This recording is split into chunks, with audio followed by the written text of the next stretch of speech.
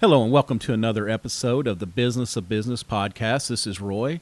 Don't forget, you can find us at www.thebusinessofbusinesspodcast.com. We're also on Facebook, Twitter, Instagram under the same name. You can also please be sure and share the podcast with your friends and colleagues. You can find us on iTunes, Stitcher, Google Play, and Spotify.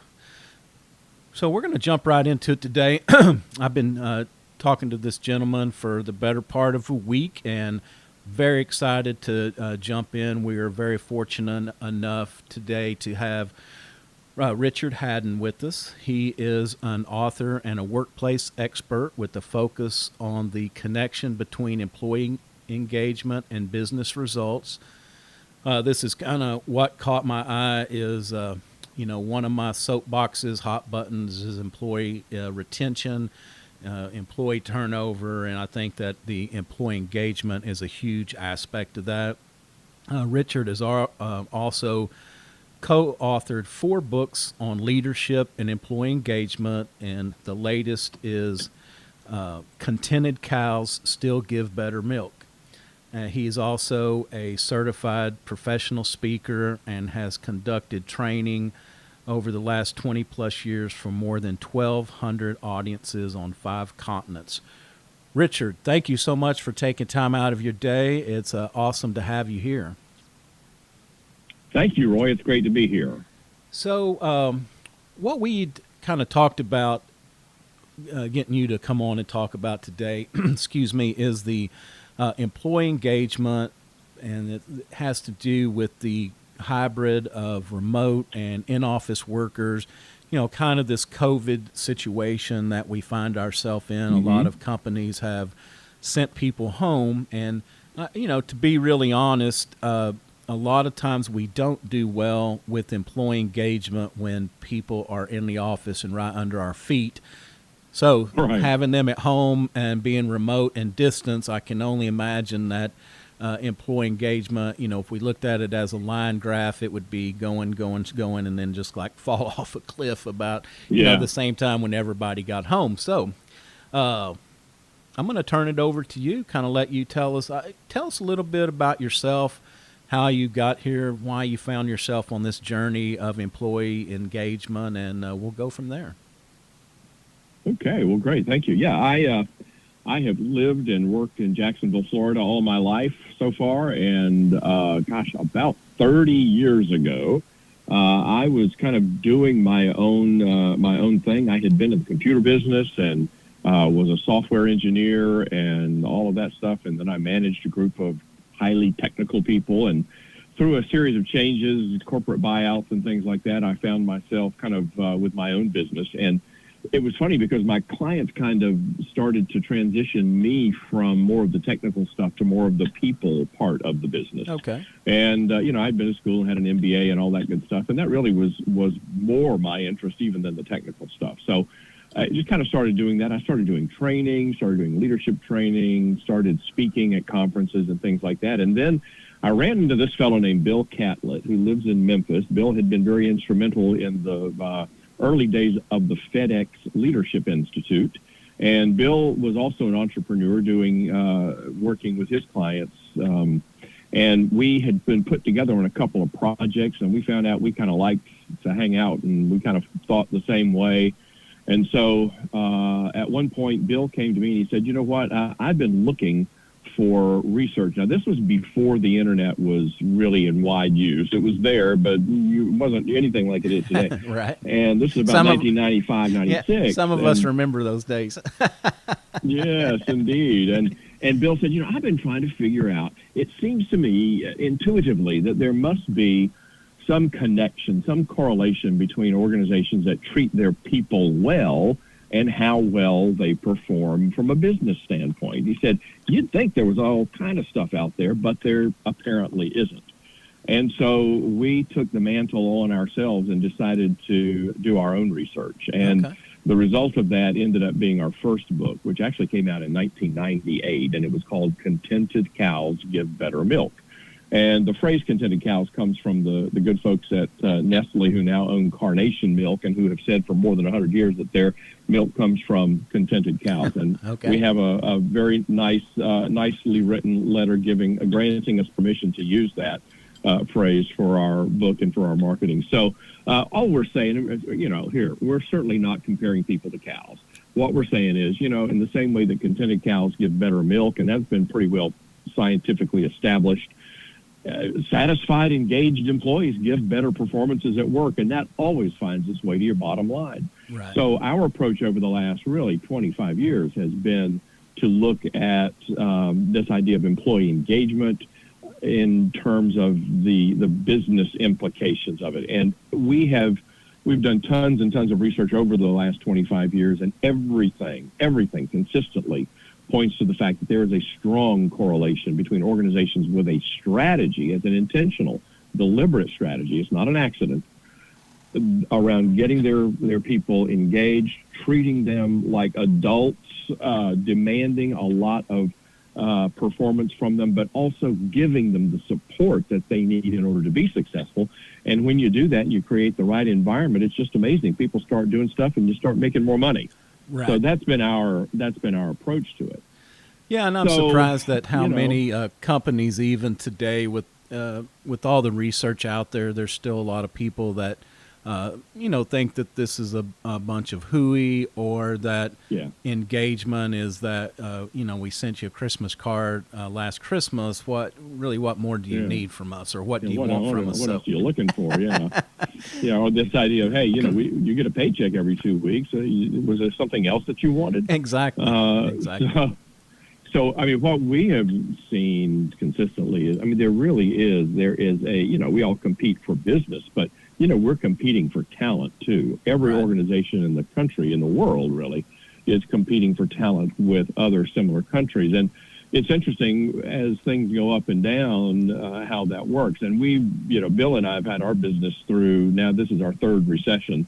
And, after 9/11, we saw unemployment go up, and then after the global financial crisis that began in 2008, we saw unemployment go up, and now we're seeing unemployment go up. But you know what? As they say, everything that goes up must come down, and in every case, we've seen that the labor supply and demand tends toward one of scarcity. Right. And so we have times right now where there's a labor oversupply. But in general, there has been a labor undersupply, and I fully believe that will happen again. We don't know when and under what circumstances. But, here's the thing. If you treat people well in good times and bad, that affects your reputation in a positive way. And when you start to be on the needy end of that equation, and you say, listen, we're trying to find good people who want to come and learn and grow and develop and do great work and help us make great money. If you have a reputation as an organization that doesn't really care about its people, you're going to have a hard time getting the really talented people. Right. You may find people who don't have many other options, but that's not really who you want. Right. And so, we spent a lot of time in the last few months really saying, folks, some of us kind of blew it this last time out, the last time we had a recession. And I literally heard people say, hey, they ought to feel lucky to have a job. So it doesn't matter how we treat them or what we pay them or what the conditions are like or anything like that. And as soon as the tables got turned, they found themselves eating their words. I don't think the same thing will happen again. I was going to ask you if there was a correlation that when unemployment is high, and it's kind of... It is absolutely, it's predictable. Is it? Okay. When unemployment is low, Bill's and my business is really flourishing. Yeah. When it's high, it's a little bit less. So it's just amazing what we see. But there are companies and there are organizations that continue to create a great workplace, in good times and bad. I think those are the ones who have the real staying power. Yeah, and I talk a lot about that on the employee retention side about, and don't want to get into the hiring practices as much, but what you said earlier is that these recruiters and HR, they need to take the stance that they are marketing for talent, just like you market for sales in your business, that And the other thing I always say is that you want to be an employer of choice, not an employer of last resort, which kind of goes along to the engagement thing as well. Yes. Yeah. So when things started changing really fast in March, a whole new set of challenges kind of started to face employers all over the world. And it's funny because the last 5 or 6 years, I would say, we've been really, really busy in terms of speaking and training and consulting and coaching with organizations that have said, hey, Richard, we can't find people, and when we find them, it's hard to keep them. Right. What do we do to turn that back in our favor? And so we've spent a lot of time talking about recruiting, retention, about marketing, as you said, marketing yourself as an employer, about having an employer brand, and about the real value proposition that you bring to people that would cause them to say, hey, it's going to be to my advantage to work in this organization as opposed to working in that organization. So we spent a lot of time doing that. Suddenly, about the 15th of March, bang, everything started to change. And we have two issues now. And one is that organizations are struggling. Many organizations are struggling, not all, but many organizations are struggling simply because of what's happened with COVID and the reduced demand for their products and services and the increased costs of providing those products and services. And then at the same time, you have people who are working who are, number one, scared, number two, confused. And then you have this issue. Well, at first it was that everyone who could was working in a remote setting. And of course, companies have been doing that for more than a decade, 10, 15 years. That's been fairly common in some companies.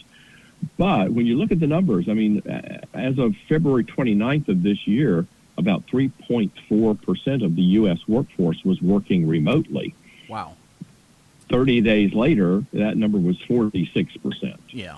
So, it was not a zero working from home before, but it just wasn't nearly as much. And so we thought for a couple of months that the whole issue was going to be how to help people who are working from home. And that continues to be the issue. But now we've got an overlay on that, and that is a very different dynamic of having some percentage of the workforce working remotely and some percentage of the workforce working on site. And, so that brings its own set of challenges. And there's a fellow named Trent Koserek, who is CEO of a company called Airship. He said one of the most insightful things that I've seen about this situation, he says, if one person is remote, everyone is remote. Okay. And we have to treat the workforce that way. Right.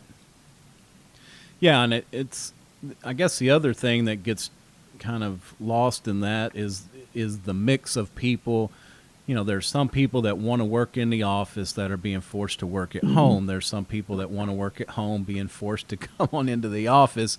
And I'm very surprised to hear that the, prior to the pandemic, that the percent of working at home is so low. And with technology increasing, I just find it hard to believe that companies aren't embracing that more. And, not every job allows you to work from home. I get that. But anyway, it's kind of an awful small number. Yeah. And yet, that I've seen that number in similar numbers in more than one independent source. So I think it's probably pretty accurate. Right. And so then we have to look at, well, what are the pros and cons of working remotely?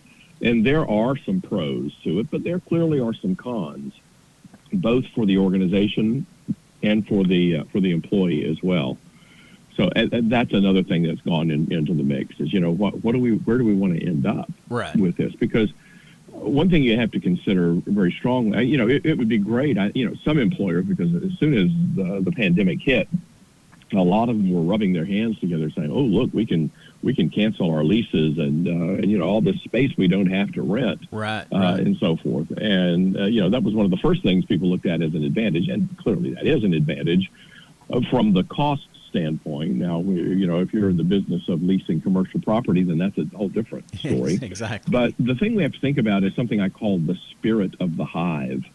And it's sometimes difficult to put your finger on it, but we all know when we have it. When we have an organization and people are communicating well, there is a sense of esprit de corps, there is a camaraderie, there is the ability to collaborate and be creative together, and that has real monetary value.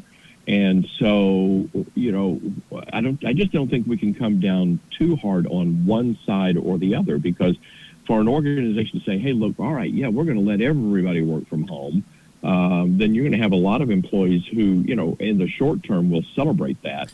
Right. And some won't, but then others will, over a period of time, say, and we're already hearing, we're seeing, I can give you examples of people saying, oh, wow, I sure do miss that working together from time to time. Yeah, I love being at home working because I can get more done and no distractions and no commute, and I save money on lunch and stuff like that. But gosh, we're giving up something. So it comes at a cost, as so many things do. Interesting. So, kind of while we're on that subject, how are we doing at replacing the that camaraderie in person with virtual? Is it a replacement? Mm-hmm. Can we replace it? Is it something that can be replicated online? I think not entirely. I think what we have to, and the way we have to look at it, maybe is to ask even a different question, and that is, what are the objectives what were the objectives of people being together, and maybe we can't replicate the experience, but we can replicate the objective. There is an author named Dr. Thomas Chamorro Premusic. He's an Argentine consultant, speaker, author, and one of the things that he said is, virtual contact is still seen by most people as a cheap substitute for the real thing. And one of the best pieces of advice I heard was, stop trying to equate virtual with in-person interaction. It is not. Okay. There's things that we can do, but the best way the metaphor that I use is it's a little bit like fat-free mayonnaise. You know what I mean? Right, exactly. Yeah, how excited are you about fat-free mayonnaise? Not too much. It maybe will do the job kind of, but you're giving up something. And so right. Back, when this whole thing started, people thought, oh, we'll solve our problem by having virtual happy hours, I heard somebody the other day say, oh, that is so April, and I think people eventually lost their appetite for seeing their coworkers in various states of sobriety and undress in little boxes on the screen, and started saying, okay, maybe this isn't what we want to do. So how do we make sure that we still have that personal interaction? So, I've talked with people around. I've spent most of the last 7 months talking with, observing, learning from, doing some reading, but a lot of it's been, in people whom I know, clients, former clients, prospective clients, just anyone who would talk with me to say, hey, what are you doing? And I've heard some great ideas. So one of them is, I have a friend who lives in Madrid, Spain, and he is a manager in an advertising agency. Now, I don't know if Madrid has been hit pretty hard by this, and so people are really not working in the office. But some of the restaurants are open, and in Madrid they have these great coffee bar, cafe, terrace, outdoor things. And so what my friend Jose does is he'll just take members of his team and say, let's get together outdoors with a mask, socially distanced, at a coffee bar. I will drive my moped, my motor scooter, to your part of town. Let's go and have coffee, and we can sit and talk for an hour, which we haven't done in months. Right. It's not breaking any rules. It's not creating any unsafe situation for people in the office, and yet he's getting that one-on-one time with his employees. And by the way, it's completely opt-in, opt-out. If they don't want to do it, he is perfectly cool with that. No stigma, no issue with that. So, that's one example of what people are doing. Another great example I heard was from someone who said that they were having all these, they were having Zoom meetings. They were having people in the office all in one big conference room, and then they would have the people who were working at home, and they were in their little Zoom boxes on the screen. And he noticed clearly that the people who were joining remotely were not nearly as engaged as those who were joining from the office. And so he said, let's do this. From time to time, we'll have a meeting where everybody, whether you're in the office or not, everybody will join from their office, from their computer, from Zoom. And he said, now you can't tell the difference. Who's in the office and who's on, who's working virtually. Right.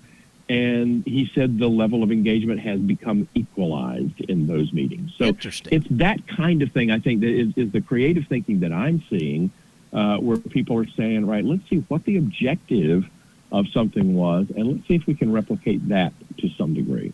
Yeah, and, that kind of, I'm going to volunteer my guilty self here and say that, Friday I was on a conference call. I really wasn't. It was on a Zoom call, and I really wasn't a participant. I was more monitoring it, and I caught myself on. I opened up my my iPad, and I caught myself over here typing out some emails and doing some other stuff. And I wasn't an active part of the meeting, but I needed to be paying attention, and I found myself not doing that, so I guess I can see that the the attention span or the engagement from being remote, because I would never do that in a live meeting. If you were in person, exactly. Would you? Yeah. No, if I'm let at me conference, ask you, were you on, did you have your camera on?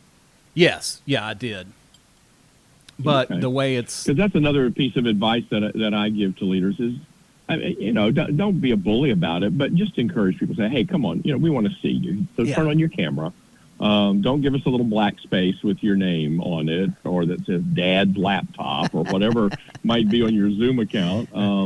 Let's engage as much as we can, and people will hold each other accountable for that when they see that somebody who maybe should be very involved in the meeting is not. Well, we had a pretty lively debate about that a few months ago, that when it's just dudes on the call, no cameras. Now, when the women get on there, they're like, okay, turn your camera on. We want to see, we want to see everybody. And we're like, oh my gosh, you gotta be kidding me. So I've got a collared shirt that I keep over here on my printer. Right. Whenever somebody makes me turn the camera on, I can throw that thing on over my T-shirt right quick. Yeah. Well, and I heard somebody this week in a group I was speaking for. This is an in-person speaking engagement, a small one, and someone said, we feel like the way you're dressed does come through, even if you can't be seen, and so we encourage people to at least be professional on the top, even if they're party on the bottom. Right. So let's at least look that way. But the thing, Roy, that I found is, and I think the best way to say it is, when it comes to working remotely, the rabbit is out of the hat on working remotely. Right. People have seen it. People have been to the promised land. They have seen what's on the other side of the river, and many of them kind of like it. Not everybody. Some people are eager to get back all the time to the office.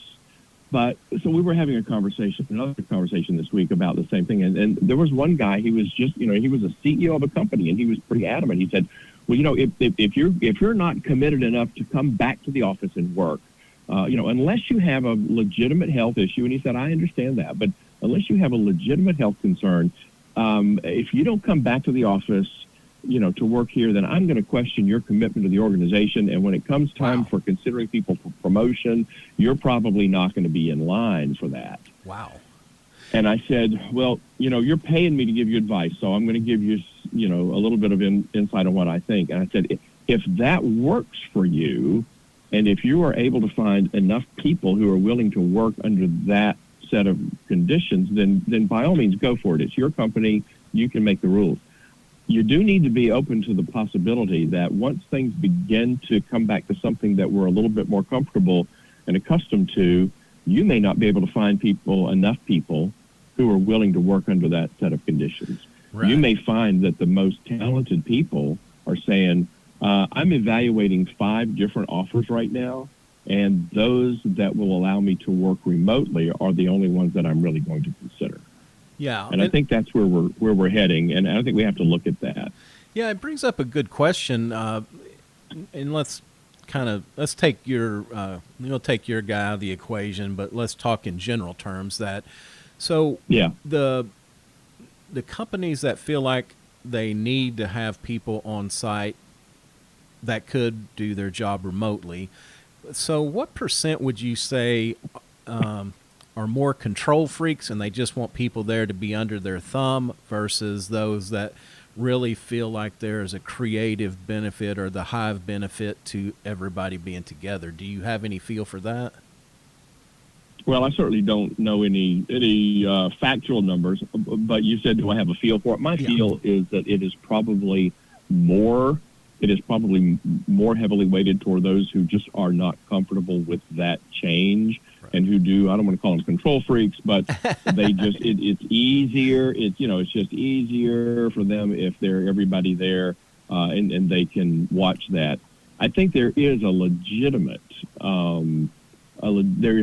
value in people being together from time to time. And so there is a real move toward not everybody has to be here all the time. For one thing, just from a logistic standpoint, when it comes to social distancing in your facilities, if you have maybe a third of your people there at one time, then you can accommodate them in a safe and socially distant way. But if you can't do that with everybody there. So let's have people come in 2 days a week or 3 days a week. And then that way they're not completely away from their colleagues, but they're not there with all of them all the time. So that is one compromise, one hybrid that does seem to work. But I'll also throw this in. I was sitting in on a virtual meeting with a group who was talking about going to just that, a 3-day in, 2-day off option, or out, not off, but out working remotely.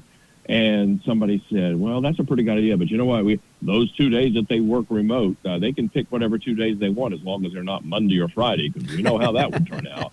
Right. And the CEO, and I was really proud of her, the CEO said, listen, we say we trust our people. Do we trust our people? Right.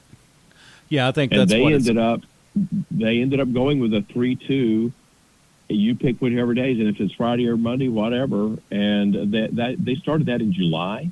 This is now October, and they said it's worked fine. Nobody has abused that, and maybe not everybody is in that place, but yeah, I think it's so important to trust your people. We got to stop policing. We got to hire the right people. We have to hold people accountable for performance. Stop policing that and trust them. Exactly. And again, I don't have any factual data on that as well, but I feel like that's typically what it turns out to be, is that they just distrust their workforce. If you can actually do your job remotely, because that's a fine line about being able to do everything. And some of us, I'm fortunate enough to be in that position, but it's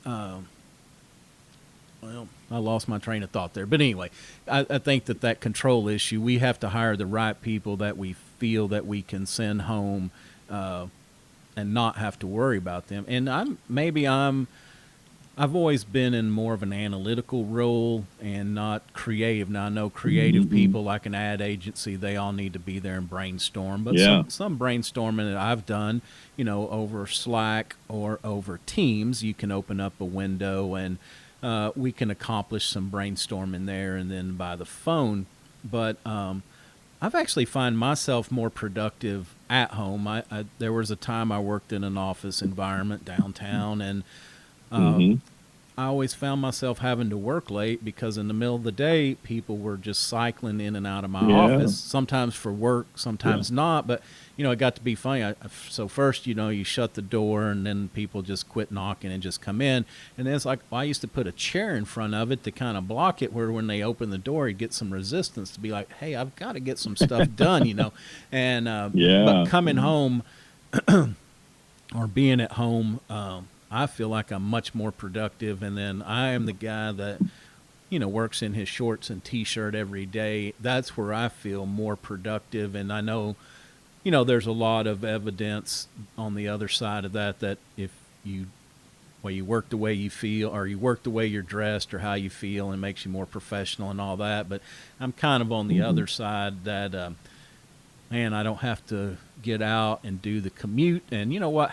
To be honest, what usually happens is I'll end up starting my day a little bit earlier, and I'll end up staying a little bit later.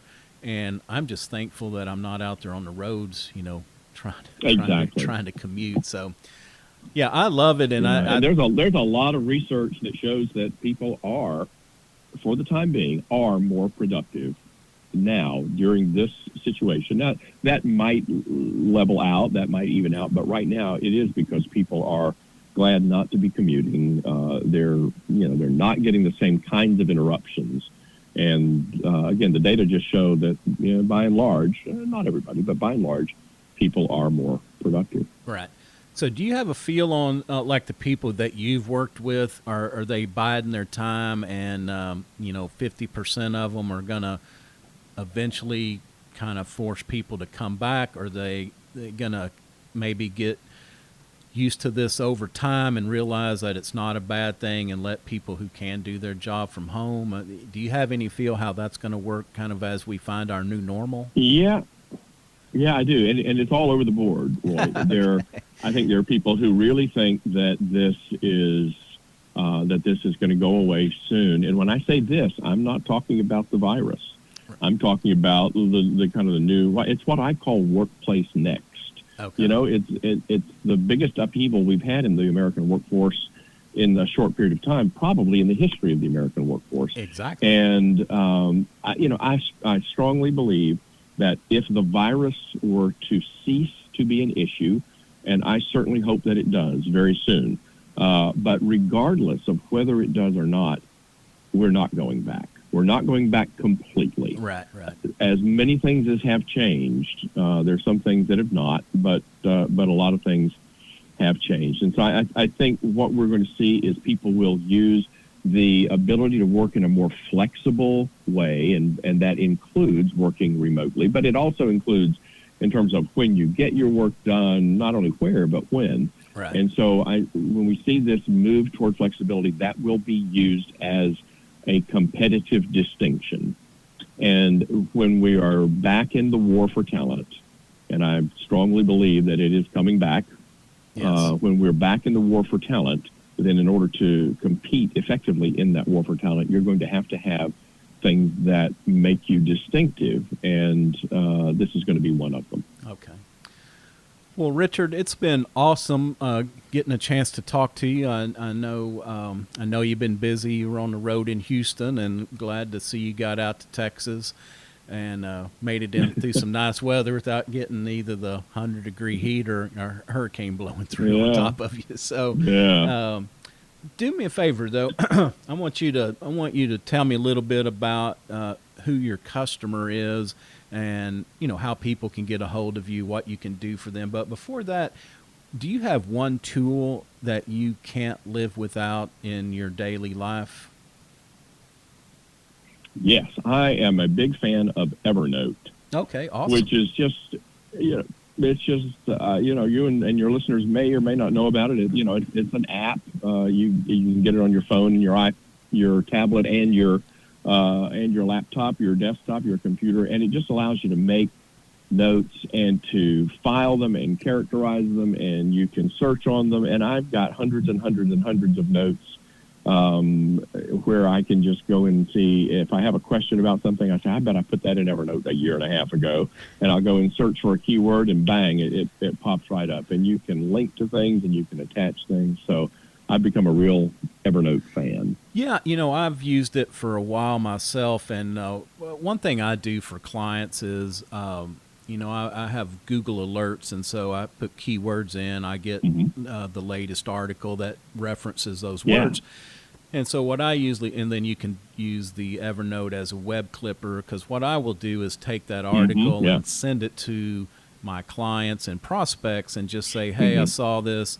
here are 3 key points Thought of that I you. got out of it. Yeah. Just, kind of either marketing or follow up or, just a point of touch for them. But that's, to me, that is the nicest thing about Evernote, is not only being able to file stuff, but being able to clip stuff off of the web and then be able to go back and find it, by doing a search for it. And we were just laughing the other day, a friend of ours that came over to the house and talking about, like, maybe 5-6 years ago, I still had a desktop, and then I had a huge 5-drawer lateral file, and I had 2 4-drawer file cabinets. And, I was just, even though I was working in a paperless society, I was still very paper centric, that I printed off stuff, kept copies. And to be honest with you, now I've got one little plastic bucket that I keep some important papers in. Right, but I've found a way, through Evernote and through some other devices, and ways to, cut out all the printer paper and things like that. So, yeah, that's an awesome tool. Plus, if it's searchable, it's just so much easier. Right. So just put in a search term, you find it. You try to, you stand there in front of your file cabinet and you holler a search term into it, and nothing's going to jump out.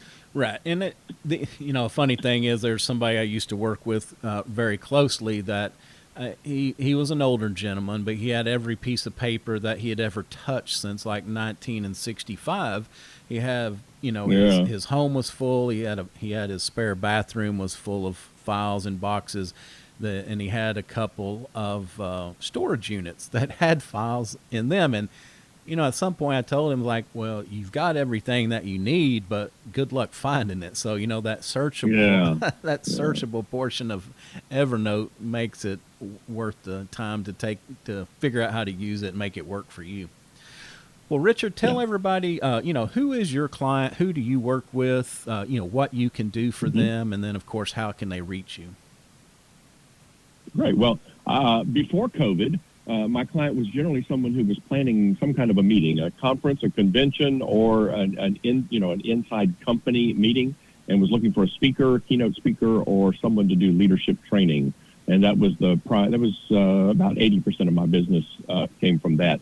Today, we're doing what we call large room, small group meetings. So I have been traveling some and working with customers who want some in-person training, a speaker in a large room with a small number of people, so that everything is still safe and secure.